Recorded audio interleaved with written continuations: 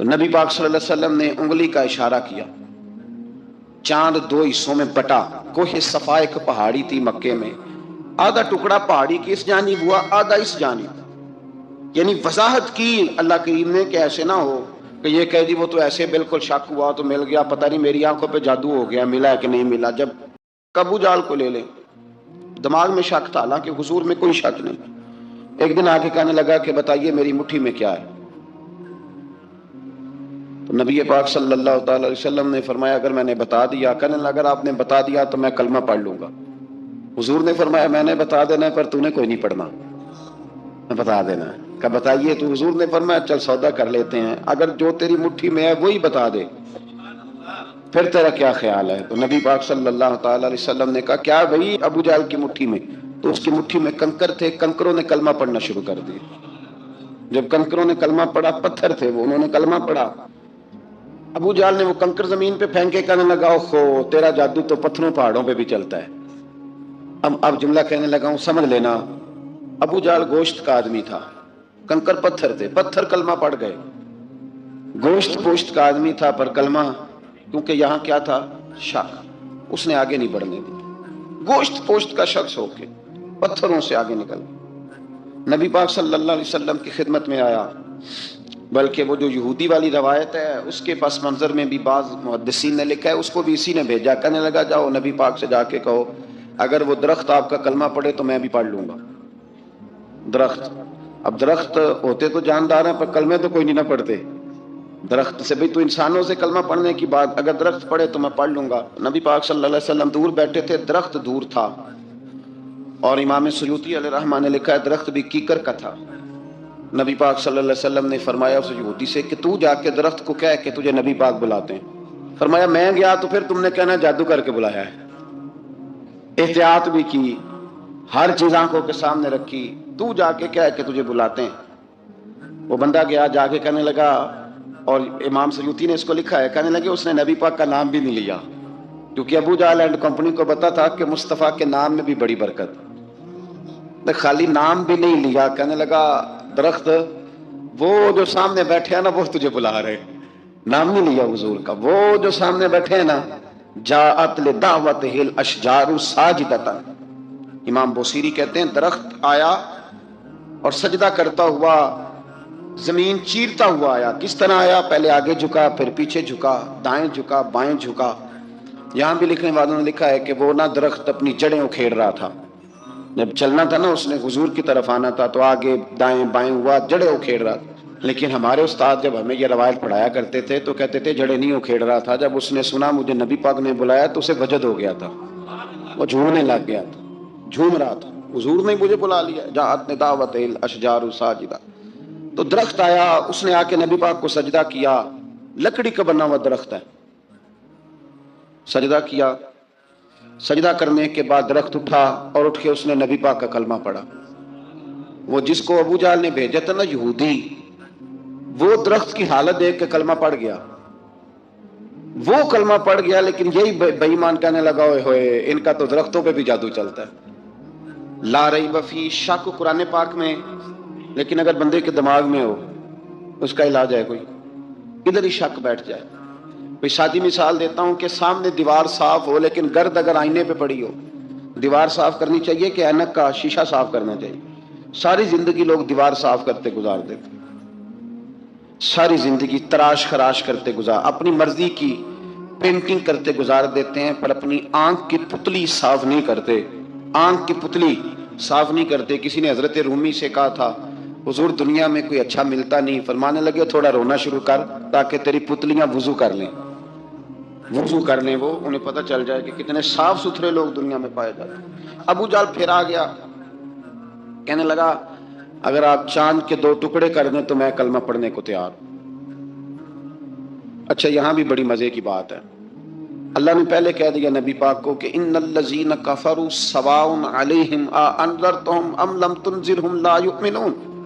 محبوب یہ جن کی قسمت میں کفر ہے نا، آپ انہیں ڈرائیں چاہے نہ ڈرائیں، یہ ایمان نہیں لائیں گے۔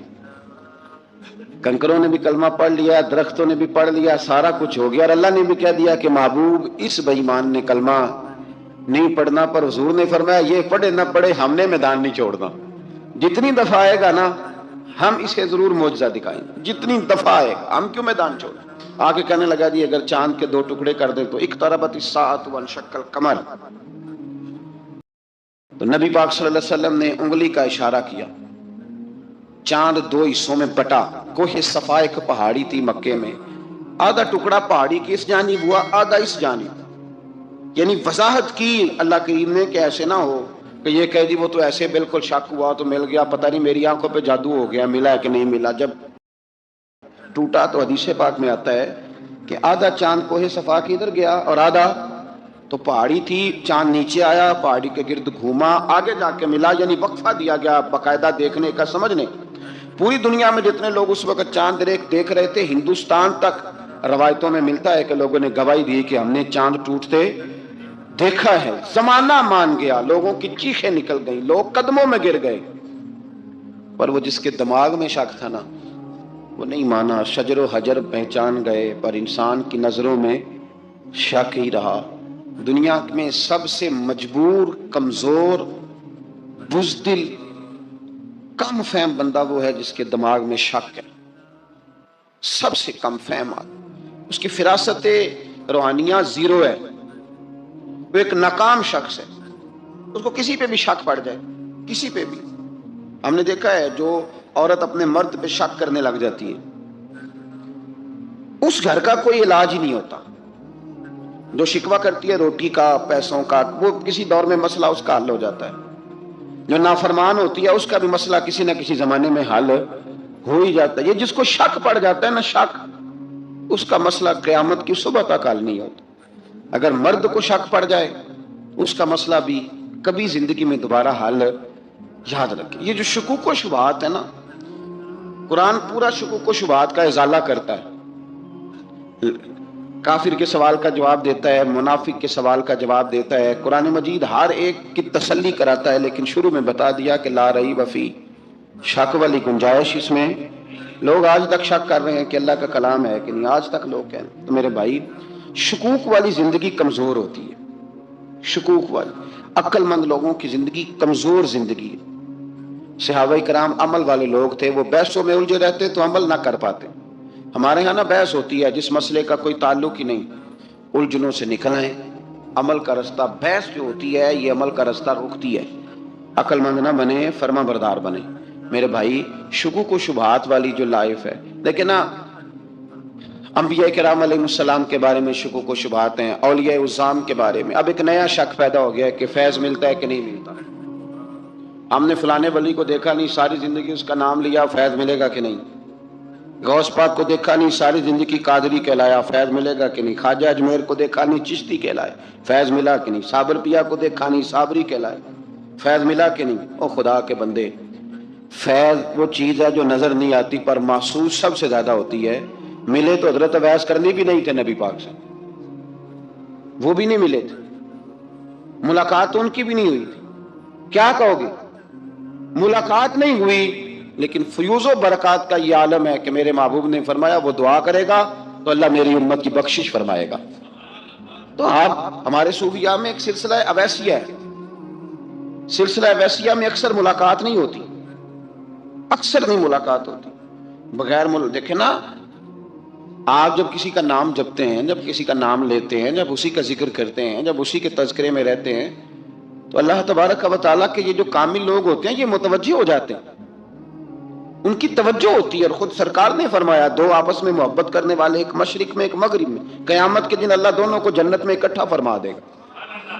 یہ کیا بات ہوئی کہ ہر بات میں شک کرنا کہ جی وہ فلانے سے ملاقات ہی نہیں ہوئی؟ تو کس طرح؟ بھئی ملاقات ایک الگ چیز کا نام ہے، ملاقات ایک الگ شے کا نام ہے، اور فیوز و برکات ایک، اللہ سے ملاقات ہوئی ہے، رزق دیتا ہے کہ نہیں؟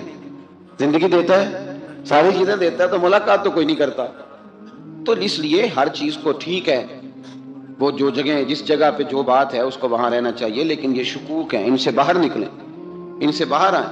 اولیاء اللہ کا جو فیضان ہے، ان کی جو محبت ہے، ان کے جو طریق، حضرت سلیمان بن بشار رحمت اللہ علیہ بزرگ گزرے ہیں، وہ کہتے ہیں میرے پاس، میں بڑا خوبصورت تھا، جوانی میں دین کی تھوڑی سی خدمت کرتا تھا، تو ایک عورت آ گئی، اس عورت نے میرے ساتھ کچھ مجھ سے مانگا، مطالبہ کیا، تو میں نے کہا کوئی بھکارن ہے، میں نے جب اس نے نقاب اوڑھا ہوا تھا، جب میں نے اس کی طرف پیسے دینے کے لیے، خیرات دینے کے لیے کوئی چیز بڑھائی تو اس نے چہرے سے کپڑا ہٹایا، میں نے نظر جھکا لی، کہنے لگی سلیمان میرا رنگ روپ تو دیکھ، میں کتنی خوبصورت ہوں، میں تیری محبت میں گرفتار ہو گئی، خدا را میں اپنے آپ کو تیرے حوالے کرتی ہوں۔ آپ فرماتے ہیں جب اس کے نیت اور ارادے میں اور لفظوں میں میں نے فطور دیکھا تو میں استغفر اللہ پڑھتا وہاں سے بھاگ گیا، اتنا دوڑا کہ میں بصرہ سے باہر نکل گیا، شہر سے باہر آ گیا، عورت سے دوڑ رہا ہے، مرد نوجوان خوبصورت۔ فرماتے ہیں عشاء کی اذانیں ہو رہی تھی، نماز پڑھ کے میں مسجد میں سو گیا تو مجھے حضرت یوسف علیہ السلام کا دیدار ہوا۔ جناب یوسف کہتے ہیں میں حضور کا غلام اور غلاموں کا غلام اور صدیوں بعد کا غلام، تو جناب یوسف علیہ السلام میری خواب میں آئے اور کہنے لگے اٹھ جوان میرے سینے سے لگ، یار تو نے تو نبی پاک کا امتی ہو کے وہ کام کیا ہے جو میں نے نبی ہو کے کیا تھا۔ اب کام حضرت یوسف والا کیا تھا نا، تو صدیوں اور سالوں اور مہینوں کا فاصلہ بن سکا، تو وہ آ گئے۔ مسئلہ یہ ہے کہ شکوک و شبہات والی زندگی نقصان دیتی ہے۔